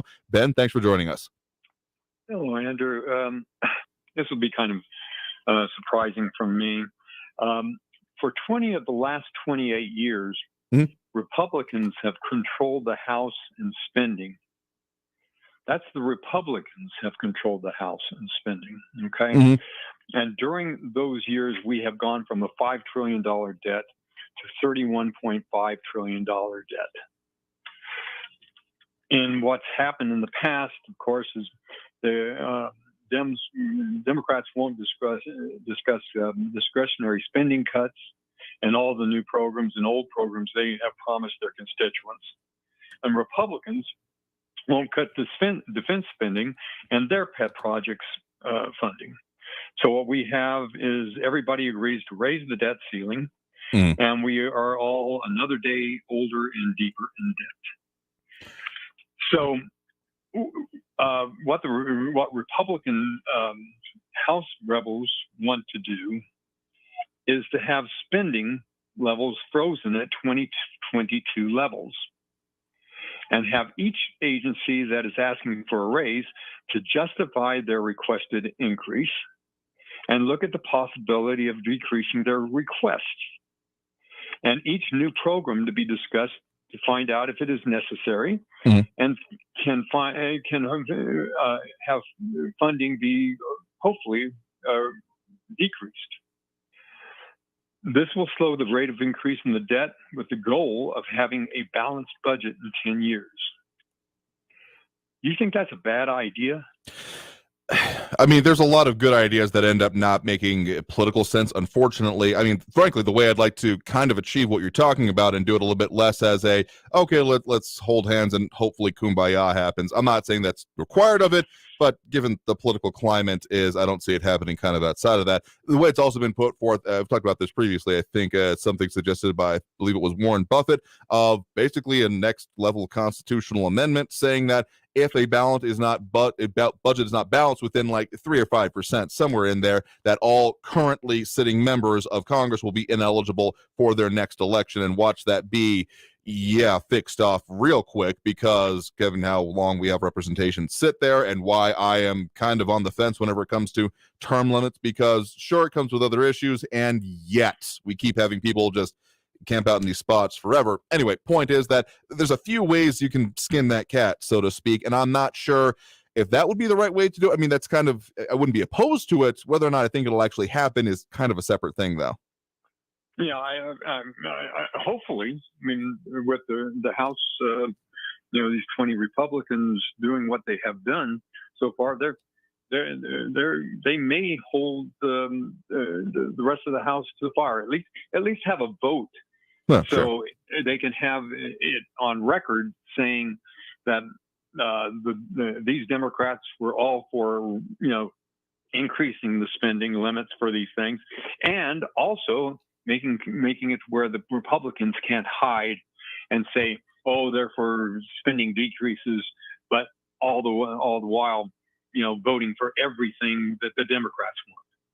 Yeah, I'm not really sure in this day and age if the phrase fiscal conservative, okay, sure, people can call themselves that, but functionally in Congress, does it exist? I'm not entirely convinced of that, frankly, because we have seen patterns of people out of power will complain about what the people in power are doing, and then once they do hold power, majorities in this case, they will then say, well, these are priorities, so we have to see them done. So it kind of comes back to, frankly, the more core concept that was kind of brought up in the whole George Santos thing of political expediency of, well, we got to do it right now, torpedoes be damn, full speed ahead, and not thinking about the damage those explosives are going to do, metaphorically speaking, in this case, to principles, to party, to the country as a whole, and that lack of long-term thinking. Another good example I can think of in recent-ish years would be the whole, in the Senate side, the nuclear option that was being talked about, the whole removing the filibuster, those kind of things is being done is not because that would be necessarily a good thing, but because, well, we got to get stuff done and this isn't our way, so therefore let's chuck it. Like anytime political expediency is in the driver's seat, generally not good things happen unless there's like really other intervening circumstances. Yeah, but the House members are not asking for draconian cuts or anything like that. They just want to start talking about decreasing the debt and decreasing our spending. And taking a look, just like you and I would be looking at our budget, our house, and everything. Can we afford a vacation? Can we afford a new stove? Can we do these things? And putting it down on a ledger, saying, this, if we cut here, maybe we can increase here. And that's all these Republicans, in the House, these 20 Republicans want to have done. And that's what people need to know, that the Republicans have been in charge for 20 of the 28 years, the last 28 years, and our debt keeps going up. So no longer can they hide behind their rhetoric. I will say accountability is a wonderful thing, and sunlight is often the best disinfectant because, I mean, there's a whole long-winded joke about the difference of guy goes to hell and essentially gets convinced to go there, and he finds out the difference between the campaign and then the term of office being in there and how they are wildly different. So accountability, not just saying, okay, yeah, I'll vote for whoever is closest to my things, but actually saying, okay, did you achieve the things that you said there, and not just kind of giving them carte blanche as long as they have the right letter by their name, I expect they'll do what I want here, or like the whole other perennial, oh no, this is totally still a major issue that you need to donate us for. We weren't able to quite get it done this time, but we totally will next time. I mean, any of these levels of things are unfortunately pretty standard within, pick a level of government. It seems to get more egregious the higher you get up in specifically federal here, as we are discussing, but it does happen at all levels because attention, fundraising, all these important things that need to happen for modern campaigning at all levels takes time, money, effort, and finding new issues to get people riled up about is hard, man. So them trying to just keep it around with sure, let's go back to that old well and keep drawing from it. If you solve the issue, you can't go back to that well anymore. So, these are all well-worn tropes that we unfortunately keep having to deal with. So, yeah, accountability, actually keeping up with your elected officials, I'm not saying that's easy either, but I think that's the kind of necessary medicine that more people need to be involved in, and why I'm always happy to talk about voter engagement, people being able to go out and be a part of, taking part in the polls, because that's like step one, and then getting to these other more important ones are also, well, down the line, but very important. That's something we need to get closer to. So you think it's about time we get rid of this charade and everything, making it where, like you said, making people more accountable, not hiding behind their R or their D and everything. And let's have a change in our government for change, something that makes sense. And last but not least, let's go, Brandon. Thank you for the point in the call. Do appreciate it. Thank you. Bye. All right. And with that, we are due for that next break right now. We got more calls on the line. So if you're on the line, stay there. If you want to get on the line, that number to call, of course, is 915-544-5876, 915-544-KTSM. Back after this break with more Talk El Paso here on News Radio 690 KTSM. Stay tuned.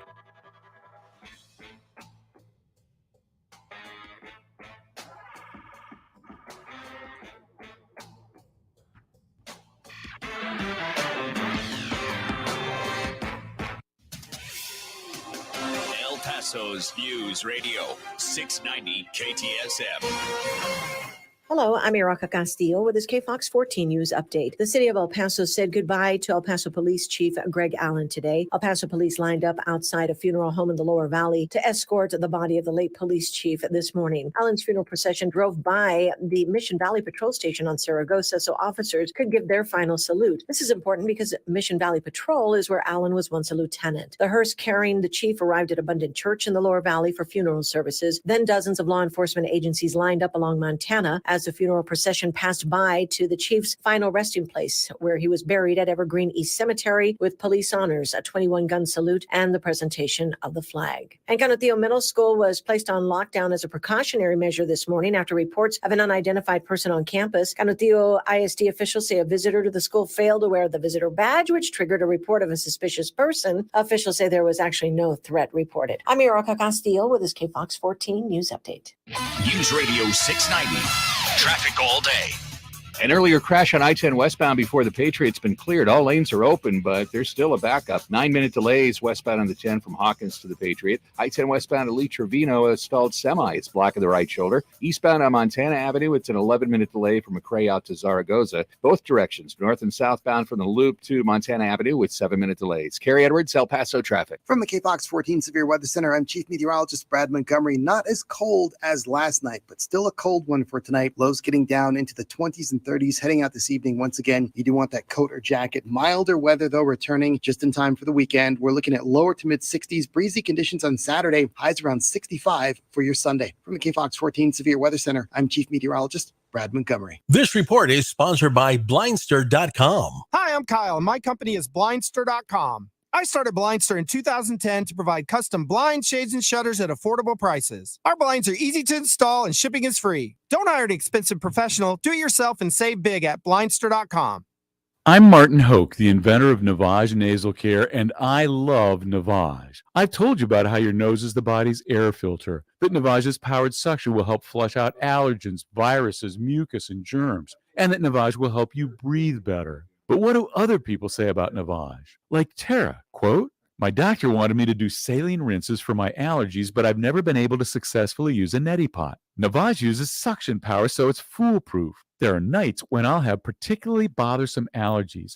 I'll bust it out, and the results are immediate. It's such a relief. It's become a lifesaver," unquote. She's one of over 100,000 online reviews praising Navage, the all-natural solution trusted by over 3 million people to help you breathe better, sleep deeper, snore less, and stay healthier without drugs. Navage is available at Walmart, CVS, Walgreens, Target, Rite Aid, and online. Navage, N-A-V-A-G-E, clean nose, healthy life. Lisa Booth, the race for RNC chair is underway. We'll talk to constitutional law attorney Harmeet Dillon about why she is challenging incumbent Ronna McDaniel. Listen to The Truth with Lisa Booth every Monday and Thursday, but you can listen throughout the week on the iHeartRadio app, Apple Podcasts, or wherever you get your podcasts. This report is sponsored by the Truth with Lisa Booth podcast. Standing up for what's right, helping out when things go wrong, seeking the truth and speaking our minds, not just making records, but breaking them.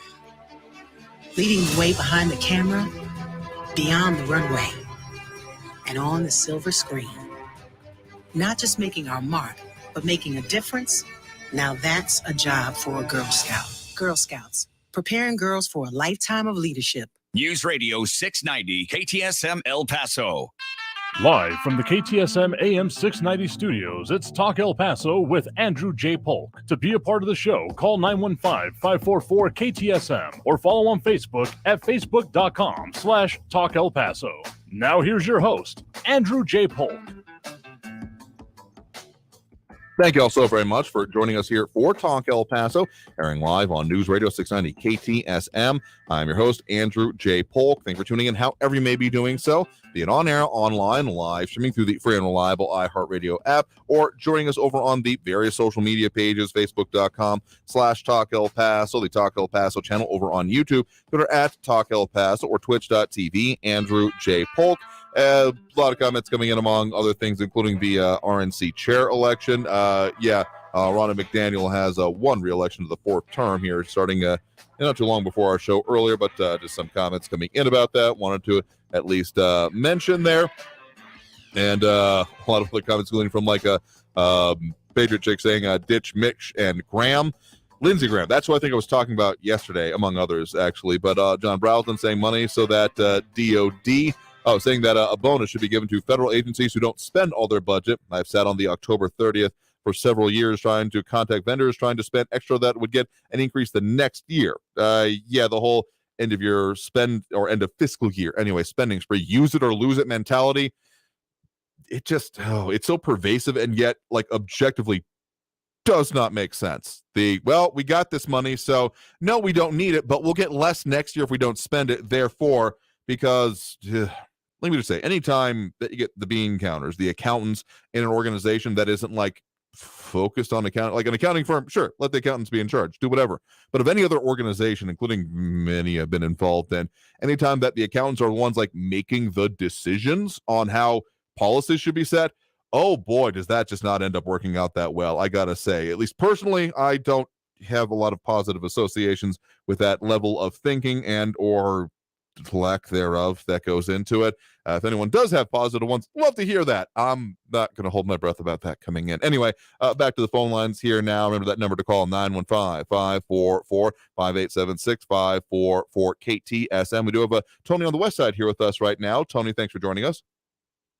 Hey, thank you very much, Andrew. That last guy was a perfect example of the saying that facts don't lie, but liars do fact. He very conveniently left out like the first 12 months of Biden with 11 trillion added to our debt. No, sure. He very conveniently shut it off at 35 years instead of looking at the whole 60 or 100 years where Democrats are constantly spending on social programs. Yeah, the Republicans spend money, but we do it on defense, national defense, which is a constitutional mandate, whereas all these other social programs are not.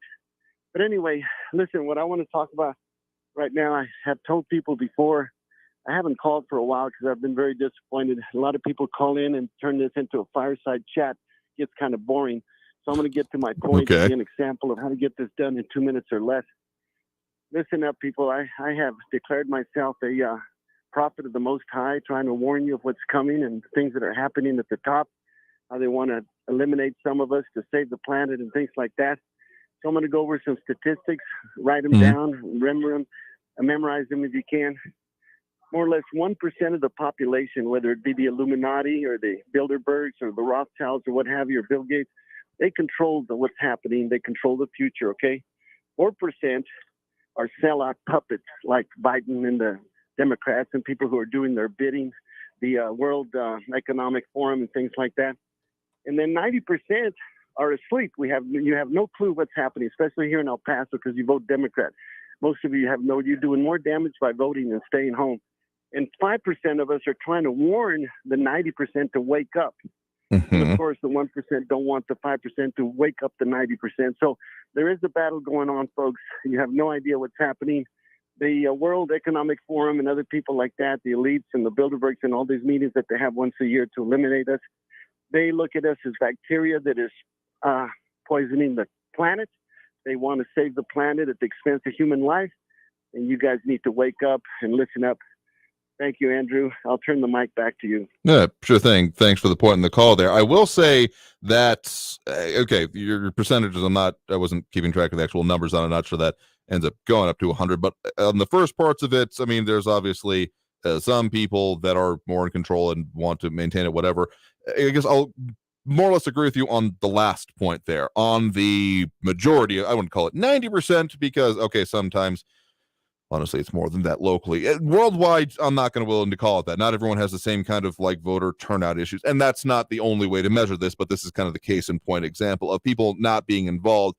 And honestly, I see, okay, let's just take it completely locally then. The fact that we have so many people disengaged from the process here or not understanding why they should be, frankly, I feel does, if you see it as the evil of the rest of it, is really what kind of energizes it. I mean, look at some of the local stuff that happens at city council, county commissioners court, any of those kind of things. There's, having sat in on many of those meetings for years, there was always it was kind of a small group of people, self-appointed at best, but that would be I use the phrase ankle biters, not unaffectionately in this case, because they would be the ones being there saying hey, talking straight to the faces here. But it was kind of easy to therefore write them off as, well, it's just these, small group of people, literally less than a handful of people out here doing this, and therefore no one else really cares. But the fact of the matter is, I think a lot of people do, again, speaking just locally, but the fact that they're not willing to or able, let's just not even discount that much, because people got jobs, they got things that they have to deal with and do in their daily lives. So I'm not necessarily faulting them there, but the fact that the majority of people in El Paso, and I do mean that sincerely, can't be bothered or don't understand why they should be bothered to go out to the polls, be a part of this the process, the policies out of it. I'm not going to necessarily blame them, like I said, but the fact that there aren't more people, again, if I was in charge of any political organization here in town, job number one, underlined, circled, everything else far secondary, would be engaging voters, would be helping educate people about what the issues are, what is going on in our area, and why they should care, and how their vote affects that. We really got to draw those lines for people, because, okay, ignorance is maybe not an excuse always, but if no one has been taught, how can you really blame them? Because if it hasn't been brought to them, and sure, civics and social studies in school is instructive, but sometimes it's presented too dryly. It's presented as here's how these nebulous systems works. It's almost presented like calculus, and the questions come up, how are we ever going to use this? Which is not the way it should be talked about. It should be talked about, and this is what you can do to effectuate things in your community. And the fact that it's not, that we have this massive disconnect, is constantly disappointing, and why that's my most well-worn soapbox out of any of them, because more around elections certainly, but I will say that at least one comment coming in, James Ratcliffe saying that saying wake up is ineffective, telling what to wake up to opens minds. And that's, I guess, maybe kind of the idea that I'd like to kind of bring about, that telling people what things are is important, making sure they understand the importance of it. I'm kind of repeating myself already, but okay, central point is that there is, at the very least locally, a majority of people who are not engaged in the process, and bringing them into it is not only it can be politically expedient, frankly. You do the whole bring out truckloads of people who otherwise weren't voting but were able to anyway, just didn't understand why, and you could probably sway elections in our area by doing that, just by organizing people. But then also making sure that they stay. I put voting as that's your ticket punched into public life whenever it comes to elections, debates, governmental issues, those kind of things. So it doesn't end there. That's the start of the ride, but you got to get people on the train, so to speak. So doing that, I think, is, as much as don't really agree with your other stats point there about necessarily there being any even significant portion of the national or international population that wants everyone else dead. I'm sure there's someone out there that does, because there are obviously insane people, but we need people to be involved, and it takes the involvement on the show is a good start, but don't let it stop here. Make sure you're actually taking this into the rest of your life, into real life, so to speak, because if we're not doing that, you keep doing what you always done, you're going to get what you've always gotten. So it takes, putting yourself out there, unfortunately. Get involved, get part of party organizations, canvass your neighborhood, start a petition. Maybe you've seen a little bit more of that in the last year, though some of them having been delayed, some of the other ballot initiatives and potential charter amendments being delayed until the May election. We'll certainly talk more about that in the future here, but certainly appreciate the idea of getting more people involved. But as I said before, devil is in the details, so we got to get them there. Anyway, so we get to at least another call or two before the end of the show here. We do have Stephen on the east side here with us right now. Stephen, thanks for joining us. Hey, Andrew. I just wanted to comment about something that was mentioned earlier this week. I think someone brought up Eisenhower's speech about the military-industrial complex. Oh, sure. And Raul, he agreed with that concept, and not really a conspiracy theory. The idea that, the government spends a lot of money on the military, and after we started having permanent military and permanent money going towards weapon systems and those kinds of things, Eisenhower gave that speech that warned against that kind of setup, because there's all kinds of bad incentives involved. Yeah. But that speech was not just about that. A lot of people don't know the rest of that speech, and I encourage people to go out there and read the whole speech, because there was another aspect of it, which was the technological and academic elite, because the government was increasingly getting involved in research, because a lot of these research projects cost a lot of money. Oh, absolutely. For the equipment and everything, and research being done in universities. And so if you read that speech, you'll see that he was warning a lot about the government actually controlling a lot of the narratives, just by simply controlling what gets funded and what doesn't, what types of research projects get funded and what don't. And maybe if you don't get the results that the government wants, then you might get your funding pulled, or there's perverse incentives involved there. So I encourage people to look into that. I mean, yeah, full speeches are often a good thing to read here. I mean, the shorthand of the military-industrial complex often gets focused on, kind of like also the farewell speech of George Washington gets focused on the idea of don't have partisanship, even though we were already well on our way at that point in time as a country. So kind of a door once the horse is already out of the barn kind of situation. But yeah, I mean, there is a lot more that comes with it. And the idea of, well, essentially, if you want to even break down more simply, opportunity costs, that by doing something and spending the resources to do that thing, you are therefore not able to do it on other things. So even just the focus on it and what you decide to focus on can end up moving needles around. And yeah, certainly agree with you on the idea that there is really expensive research projects. I mean, the Manhattan Project, largely, I mean, up in northern New Mexico, but let's just call it regional in general, comes to mind, or anything that goes on like White Sands and those kind of testing spots. Yeah, obviously there's a level that if it weren't supported and or at least grant funded, those kind of things, it may or may not happen, and therefore may lead us kind of behind it. But when you start getting into a, okay, how do we want to shape things beyond a, okay, this is the next level step of development, and into a, how do we want to shape things? Any time that we have any functionary or even elected official starting to get into that mode of thinking of like guiding things, I get immediately uncomfortable unless there is so serious of justification behind it. Yeah, so, and let's say that they want to push a certain narrative and they don't want things to go a different direction. Well, they just simply won't fund anything that would support results that would maybe take the narrative in the other direction, or give results or conclusions that would point in another direction. They just will simply refuse to fund that. And we can see a lot of things that could recently be applicable here. Let's say that, we don't want to know whether or not people can still transmit the virus if they've already been vaccinated. We don't want to know that maybe there's some treatment available that is inexpensive and readily available. Those are kinds of things. And I'm not saying that any of those are true. I'm just saying that people should think about the incentives that are available to these people and the kinds of narratives that they may want to push. And this can lead to other areas as well. I think climate change is potentially a possibility there. There's a lot of catastrophic talk, and you keep the population scared. You keep them anxious all the time. You keep them nervous. They're easier to control that way. And so I think it's interesting, though, that people like, on the Democratic side, they've always been cautious about trusting the government. They could be considered conspiracy theorists when it comes to the military-industrial complex, but they're kind of closed-minded about other kinds of corruption and conspiracy. And we've seen lots of politicians appear to be getting very, very rich with very small salaries. And there's a lot of corruption involved that people aren't willing to look at. And I think it happens on both sides. I mean, a lot of people talk about Biden and the Clintons and the Clinton Foundation, and suddenly Clinton didn't get elected, and now they don't get charity donations. What, people don't care about charity anymore?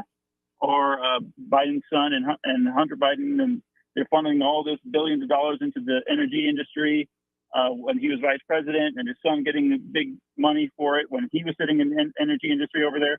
I think there's all kinds of people on all sides doing those same kind of corrupt things, and we should do something about it.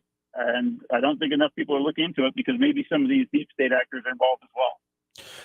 What I will say is this, that true scientific inquiry, studies, I mean, any level of scientific inquiry, social sciences to the hard sciences or anywhere in between, the way it's supposed to work, I mean, the definition of the scientific method is that, sure, you propose an idea and then you test that idea. You don't go out and saying, okay, this is the conclusion I want to reach. Let me find everything supporting that and ignore anything that doesn't, because that's not research in either the modern sense or the, again, scientific definition of it. That is confirmation bias. That is you looking for what you expect to find. And if you don't find it, well, we just didn't look hard enough. Or if you find something that goes against it, well, that's not relevant, it's not true, or no, I don't want to talk about that or include that. Anytime that starts getting to the process, whatever direction it's coming from, like you're saying, well, it messes with things, and it makes it, well, it can invalidate the actual part of the conclusions and the research being done. So if it doesn't start that way, I mean, garbage in, garbage out, essentially. And if you're not actually looking at what research can be, if you came to the idea that,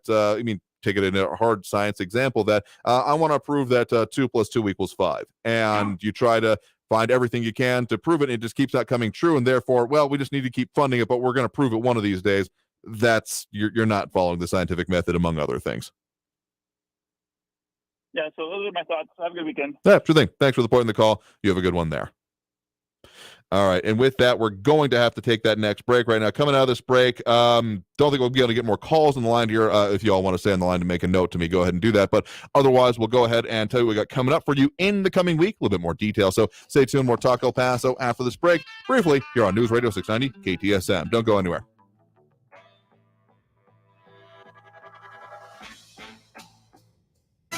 Traffic all day.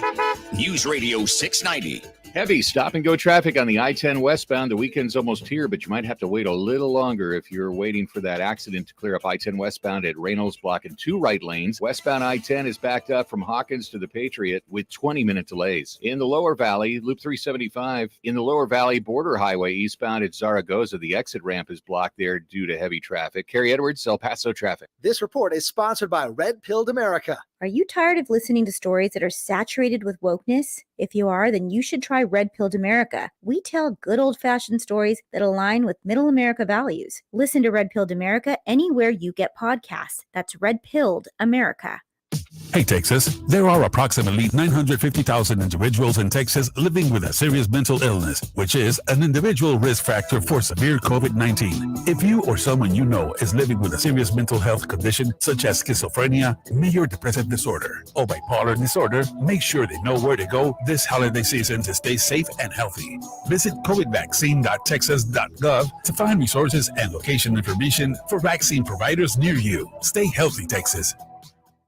Attend the El Paso Gun Show this weekend, January 28th and 29th at the Forum Ballroom, 3800 Maddox, El Paso, Texas. See dealers selling the finest in modern guns, custom knives, ammo, scopes, rifles, shotguns, and much more. Buy, sell, and trade at the El Paso Gun Show this weekend, January 28th and 29th at the Forum Ballroom, 3800 Maddox, El Paso, Texas. Get $2 off admission. For more information, go to azgunradio.com. El Paso's News Radio 690 KTSM. Live from the KTSM AM 690 studios, it's Talk El Paso with Andrew J. Polk. To be a part of the show, follow on Facebook at facebook.com/Talk El Paso. Now here's your host, Andrew J. Polk. Thank you all so very much for having joined us here for Talk El Paso. I've been your host, Andrew J. Polk. Oh, there's always more to get to, and we never quite get to everything, even that I'd want to talk about in a day. But I want to talk a little bit about what we got coming up for you in the coming week. We've had some questions about, well, gun laws, both what's applicable in Texas, kind of how they work, and what, well, some perspective on the things that are circulating around maybe. We'll have some of that. Also, some perspective on some of those larger economic questions about, like, forecasts locally. We'll be getting into that in the coming week as well. So a lot more to come. And, of course, we got the whole state legislative session going on in the background of this. We'll continue keeping our eye on and checking in on that and a whole lot more. Briefly mention the El Paso History Radio Show airing tomorrow, 10 to noon here on News Radio 690 KTSM. Talking this week with El Paso historian David Romo about, okay, now that there's some of the legal governmental kerfuffle down, but the whole area come to be known as Duranguito, what's actually there? Like, what's the history that can be shown there? What are the buildings? What's connected to it? So just kind of delving it into that way. And we'll be going out to Pepe's New Mexican restaurant after that program tomorrow. So We'll, of course, be talking about that and all the other things. But for that, and for now, let's leave it there for this week because we are out of time. So I do want to thank everyone that did tune in, call in, comment, participate in the show. We will do it again Monday through Friday, 4 to 6 p.m., as we always do. So until then, until we are back, and until next time, stay safe out there. Look twice for motorcycles when out on the road, and have a great evening and weekend, y'all. We'll see you next week.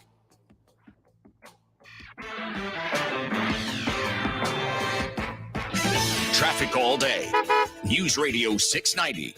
Heavy stop-and-go traffic on the I-10 westbound. The weekend's almost here, but you might have to wait a little longer if you're waiting for that accident to clear up I-10 westbound at Reynolds, blocking 2 right lanes. Westbound I-10 is backed up from Hawkins to the Patriot with 20-minute delays. In the Lower Valley, Loop 375, in the Lower Valley Border Highway eastbound at Zaragoza, the exit ramp is blocked there due to heavy traffic. Kerry Edwards, El Paso traffic. Hey, El Paso, Ivan Ochoa, General Manager from Sunland Park Chrysler Dodge Jeep Ram Fiat. Thank you, El Paso and surrounding areas, for helping us be El Paso's #1 volume dealer in new Chrysler, Dodge, Jeep, and Ram sales in 2022. Our goal is to ensure that everyone gets the best deals and exceptional trade-in offers so we can be #1 again in 2023. Trade in and trade up for less during the Start Something New sales event at Sunland Park Chrysler, Dodge, Jeep, Ram, Fiat. For a limited time, get super low 2.9% APR for 72 months on new 2022 Ram trucks. Super low 1.9% APR on 2023 Jeep Grand Cherokees, and get $3,000 off MSRP. Plus, we have a huge selection of new Dodge Chargers and certified pre-owned vehicles with the best prices in town. Worried about your trade or credit? Don't sweat it. Our lenders will push to approve your credit, even if your credit is less than perfect. Trade in and trade up for less at Sunland Park Chrysler, Dodge, Jeep, Ram, Fiat. Where buying a car is fun at I-10 and Sunland Park Drive, or online at sunlandparkdodge.com. Estamos en tu esquina, El Paso. El Paso strong. Includes factory rebate and dealer discount plus TTNL. 2.9% APR is $15.15 per thousand finance. All select vehicles with approved credit. Offers not combined. Portions of the following program were pre-recorded. Freedom of speech lives here. To me, freedom of speech is being able to say anything you want. El Paso's News Radio 690 KTSM. News on the hour and a half. Traffic and weather all day. News Radio 690 is KTSM AM El Paso, an iHeart radio station. NBC News Radio, I'm Brian Shook. The first part of the video showing the violent arrest of Tyree Nichols by Memphis police is out. It starts with cops surrounding his car, throwing him to the ground. I didn't do anything.